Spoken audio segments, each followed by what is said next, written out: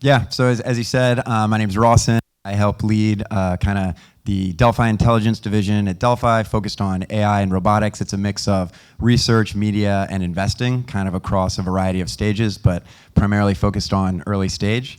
And yeah, I think like relative to some of the other speakers today, my technical expertise is probably not quite as impressive. And so I figured I'd talk about something where I have a little bit more experience. And so I guess in terms of background, I spent half of my career doing tech investing in the US, and then the second half of my career doing tech investing in Asia, including living the last 2 years in China. So very far from a China expert. I think there's definitely people in the audience that know the market much better than I do. But I thought it might be interesting to basically kind of compare and contrast market structures, the AI ecosystems, the different strengths and weaknesses.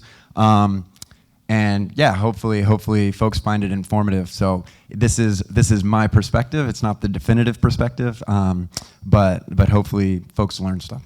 And yeah, so I would say like the first thing that I would say about China in my effort to try and understand it is there's a lot of intricacies in China that I find interesting, in that basically two things appear to be true simultaneously that are often contradictory.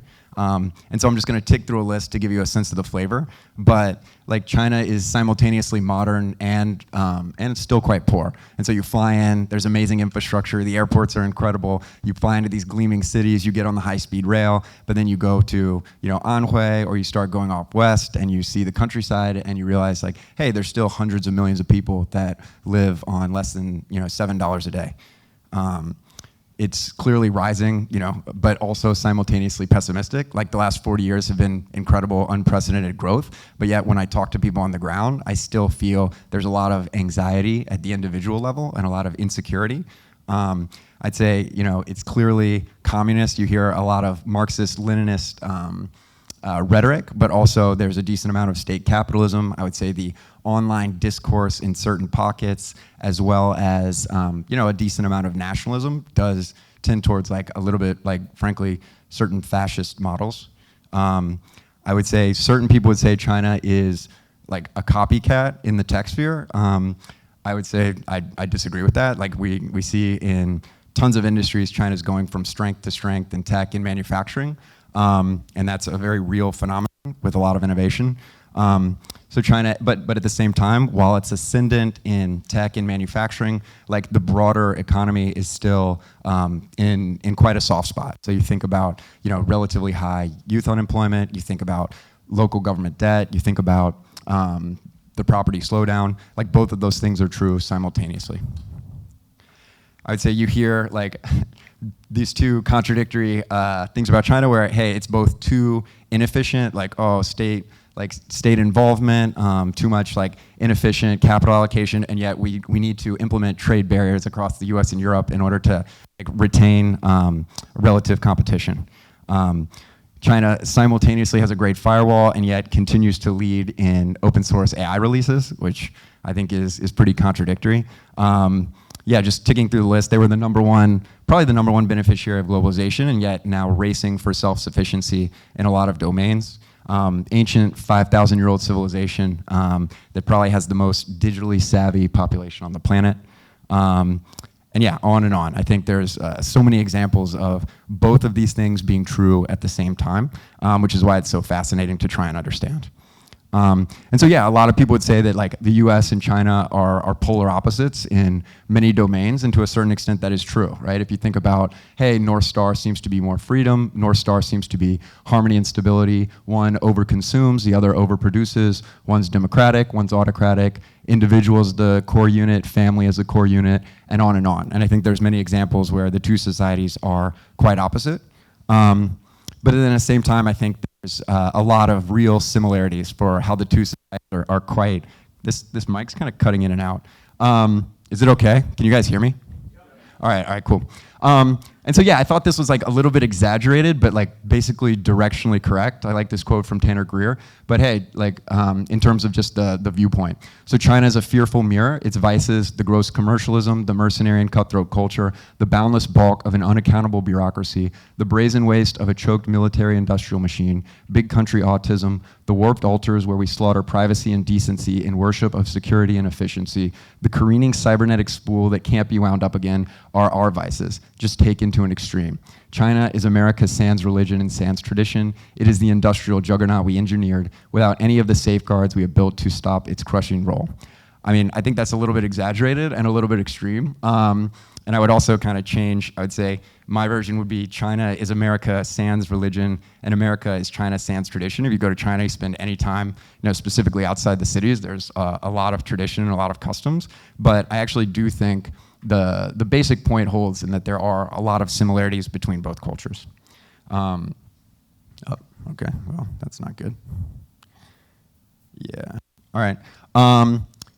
Yeah, so I guess I would say culturally, yeah, some of the graphics aren't showing up, but culturally they're quite similar, but I would say they come from very different historical perspectives. And so, yeah, this is just the backdrop before we get into AI, but I feel culturally the US is very much built on, hey, like this frontier mindset. Hey, it's a relatively young country. It was founded by people fleeing different governments in search of freedom, whether that's freedom of speech, freedom of religion, life, liberty, the pursuit of happiness. And I think ingrained in the American DNA is very much like this ethos of a high degree of skepticism towards centralized authority.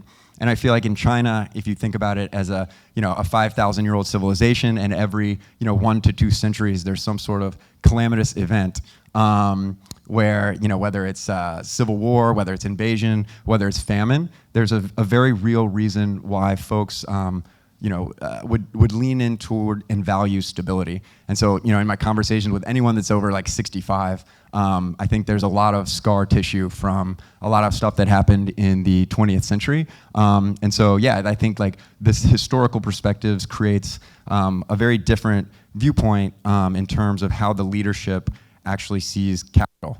And so, yeah, I would say basically the U.S. and Chinese leadership, in my view, tend to see capital quite differently. In the US, a lot of times people see capital as an expression of freedom. It's people in the market making free choices. A lot of times those choices are often ingrained in politics, and you have capital intertwined in politics. And yeah, it's basically an expression of freedom. In China, I have found that it seems that the capital is much more viewed by the leadership as a tool for national interests. And so if I talk to my friends in China, one quote that a lot of folks learned growing up in the school system was, the Chinese people are oppressed by 3 forces: feudalism, imperialism, and capitalism. And so capitalism has obviously been an incredible tool for prosperity, but it shouldn't come above national interests.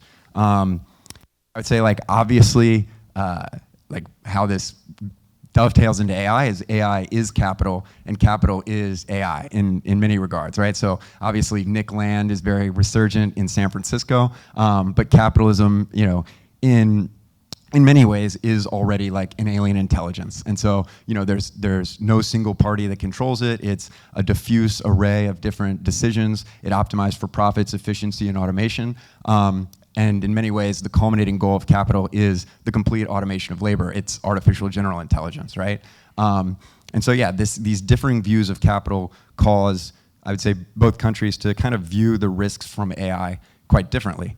And so, yeah, in my view, based on the historical context, America seems to be more scared of centralized forms of power and more comfortable kneeling before kind of an amalgamation of amorphous forces. And in the Peter Thiel sense, this is Armageddon. And in China, I feel there's a little bit more of a fear of disorder and chaos. So I would say a risk of totalitarian political control. Even if it's not quite so clean, right? So in the US system, a lot of times capital will end up basically kind of centralizing power, as we've seen in the form of money and compute and AI, which is run by a relatively small elite.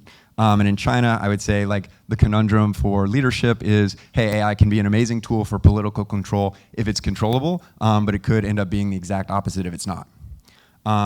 And yeah, I'd say how this informs the markets and the tech ecosystems is like capital seems to be slightly less constrained in America, whereas in China it seems like pretty firmly subjugated, as we've seen with the internet crackdown and decapitation of some of those companies. And so yeah, in the US it kind of feels like a lot of times market structures move very quickly into an efficient oligopoly. So you have very deep capital markets with strong property rights, you have power laws, you have investors that pile into market leaders very quickly. And yeah, you kind of category champions that form very quickly and go global very quickly. And then in China, it seems much more like you have shallower private markets, but great public infrastructure and a lot of state involvement. And then you basically have a phenomenon where the state sets the direction, the key priorities, the industries that they're most excited about, and you see the provinces marshal resources, across like 1,000 different companies, and you have this Darwinian bloodbath. And frankly, both have pros and cons, right? And so yeah, if I think about the pros and cons of an efficient oligopoly or like a subjugated swarm, so in the US, capital is allocated quite efficiently. The value chain falls in line quite quickly. You can move, you can attack global markets, you can hopefully get like relatively attractive profits that can then be reinvested. We've seen this over and over again with big tech. But the trade-offs, I think you have a slightly less like dynamic competitive environment in a lot of industries. And then obviously that would lead to higher prices, greater value capture in a few companies. And then in China, I would say the benefits of the subjugated swarm are quality products in high volumes at affordable prices, deep horizontal supply chains, strong process knowledge. The trade-offs, I guess the Chinese word is neijin. I probably butchered that, but involution, and that's like coming out of the Chinese media quite frequently these days, and it's basically just like Darwinian competition, less profitability, and obviously along with that, less room for private reinvestment. And then yeah, we're also seeing increasing pushback from trading partners. And yeah, I'd say how this applies to AI is in the US we've seen capital markets fueling probably the biggest compute build out of all time. You have a ton of profits that you can use to attract global talent, and you have like immediate global distribution to consumers and enterprises. And then on the Chinese side, I would say there tends to be a little bit more collaboration in how they use their more limited resources across research, industry, government, and startups. Obviously, a very strong, large industrial worker base with deep process knowledge. And then I would say one of the other things that's a really big emphasis from the Chinese leadership is just rapid diffusion of AI throughout society. And I think that helps push the technology to edges of the economy that aren't necessarily profitable, but also quite valuable. And so yeah, I'd say alongside that, it's not only strengths and weaknesses, but it's also different priorities. And so I kind of feel like in the US, there's this race for, like, people are all about the frontier. There's a race for artificial super intelligence. Basically people want to build God. Along with that, these are closed models. They need to reinvest. Ideally, you'd get some sort of monopoly profits. And the end goal seems to be some sort of like human transcendence. Can we merge with the machine? Can we overcome our biological limitations? In China, I would say it seems to me that it's much more about harnessing AI for national priorities, involved with, like, as we've seen with the prioritization of open source, can you commoditize intelligence and can you shove it into as many parts of the economy as possible? And so the end goal seems to be some sort of societal utopia as I guess, envisioned by the CCP. And so yeah, if you think about like what's happening on the ground, like clearly the US approach is out to an early lead. If you just think about the massive compute build out in terms of compute and memory, and obviously have advantages in the chip supply chain.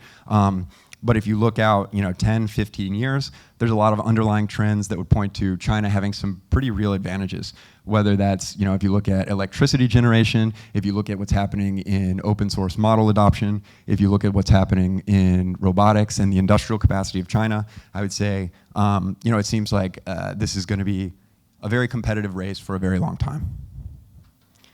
And so yeah, like I'm a big fan of Chinese open source models. I'm super happy that they continue to ship and drop incredible models like on a monthly basis. And I think we should all be thankful for that. But at the same time, it does raise concerns. If you do prod it for specifically politically sensitive information, oftentimes it just won't regurgitate what you want. And so I think there is a risk of biases if you're using some of those local models or not locally. And yeah, I guess like the basic point of my talk is like, hey, can we have both of these things simultaneously, right? Can you have the pros and cons of both models without the trade-offs? And I think there are trade-offs, so realistically it would be very hard. But can you harness global capital for investment while keeping intelligence open and pushing faster diffusion through the economy without an arbitrary platonic elite that makes those decisions? And so yeah, on the one hand, you see like the massive compute build out that's been happening in China and like 70+% of data, in the US, and 70+% of data center capacity. And on the other hand, this is a graphic from Kyle Chan about basically the industrial ecosystem in China and how it compounds off of like all these intertwining supply chains. And I think, open models will be a big part of that. And so can you kind of combine the benefits of the two? And so yeah, I spent like a year kind of thinking about this and the intersection of AI and crypto and open source and big tech oligopoly. And yeah, like I guess like the basic premise was, hey, can you use distributed incentives and technology to harness the long tail of compute and data and talent globally to manufacture an intelligence that is, performant or potentially much more cost effective than a purely vertically integrated approach? And I would say, so far, that's been pretty difficult, and the vertically integrated approaches have definitely gotten out to an early lead in terms of users and in terms of capabilities, but increasingly, I do think that we're seeing a shift over time towards more modular approaches to intelligence. And so I kind of do feel, I actually started out as like more like libertarian or like sovereign individual-esque person, and you listen to folks like dAGI, they've already like basically written off the US. They're like, hey, it's China versus the internet. The US is like, basically decaying. And I think like in a way, AI like has fundamentally actually altered that equation, because AI to me seems intensely physical. If you think about the energy, you think about the fabs, you think about the robotics, you think about the data centers. It's like, these things are going to be tied to national jurisdictions. They are nation state level initiatives. And realistically, you will have large, I think a better framing is basically a competing operating system between the US and China. And I think China is quite well positioned with a lot of countries in the global south. I think the US AI stack is quite well positioned in a lot of countries in the global north. So yeah, I'm going to wrap up soon. But the last topic I kind of wanted to leave you guys with is, there's this book, I think it was written like 10 years ago by Asimoglu, and it's called The Narrow Corridor. And yeah, it's basically, the basic concept is, hey, it's actually really, really difficult to get the right tension. Oh, thank you. Is this better? All right, yeah, sorry about that. Between basically like the strength of governing institutions and state capacity on the one hand, and the strength of a society on the other hand, right? And if you veer in one direction, you end up kind of with like a Leviathan or a despotic state, and if you lean too far in the other direction, you end up in anarchy, and neither is good. And I think we're like at a very, very precious point in AI where I think within the next 15 years, you could see, ASI actually become a realistic possibility. And how do you thread the needle between these two extremes? And so I actually think it's like a very, very delicate balance where, hey, if you end up with, a very few people that are making all the decisions, like you're basically ending up in the equivalent of, AI-induced techno-feudalism or totalitarianism. And then on the other hand, like if the institutions crumble too quickly, you end up in anarchy or potentially uncontrolled superintelligence. And so how do we like thread the needle between these two extremes? And I actually think like the weird thing about it is in many ways the US and China like strengths and weaknesses are actually quite complementary on this front. And so if you think about it, like America is focused on pushing out the frontier, China is focused on diffusion, America is exceptional at software, China at hardware, world's best at 0 to 1, world's best at 1 to N, North Star is freedom, North Star is like societal harmony, Greatest risk is Armageddon, greatest risk is one world state or totalitarianism.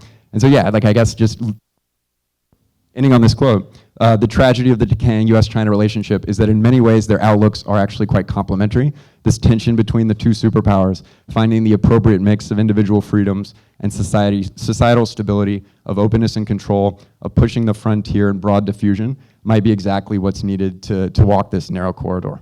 And so yeah, I guess to me, I thought this quote from Dan Wong's latest book was great in that actually, the communication between the two sides has probably never been worse.